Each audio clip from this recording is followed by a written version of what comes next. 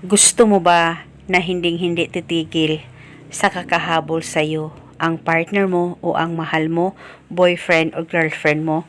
Malayo o malapit man kayong dalawa sa isa't isa, yung sobrang mapabaliw siya sa kakahabol sa'yo at ikaw lamang ang mamahalin niya habang buhay. Kaya ngayon, kung gusto mo na maging ganito ang partner mo sa'yo, ay gawin itong ritual na ibabahagi ko sa inyo ngayon.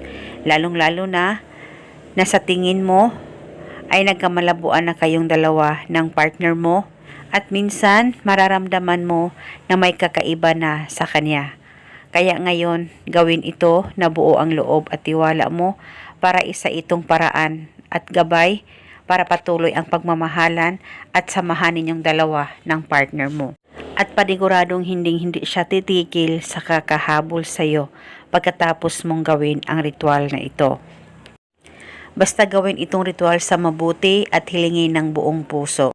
At pwede mo ito gawin sa kahit na anong araw o oras na gusto mo.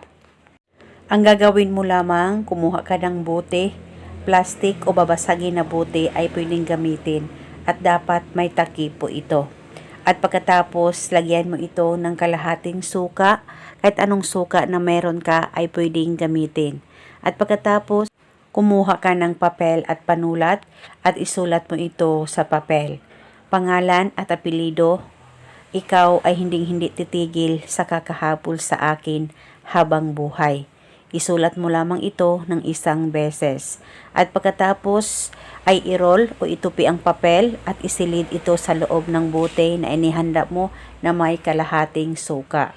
At pagkatapos mo na itong malagay, hawakan saglit ang bote, ilapit sa baba mo, pakaisipin mo siya ng mabuti at banggitin mo lamang ang nakasulat sa papel ng paulit-ulit kahit ilang beses ay pwede po.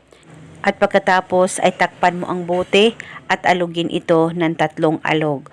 Huwag po kayong mag-alala kung mapupunit po yung papel sa loob ng bote ay wala pong problema. At itago itong ritual pang matagalan. At pwede mo ito alugin paminsan-minsan kung may time po kayo. At eto muna sa ngayon, maraming salamat po sa panunood. May God bless us all.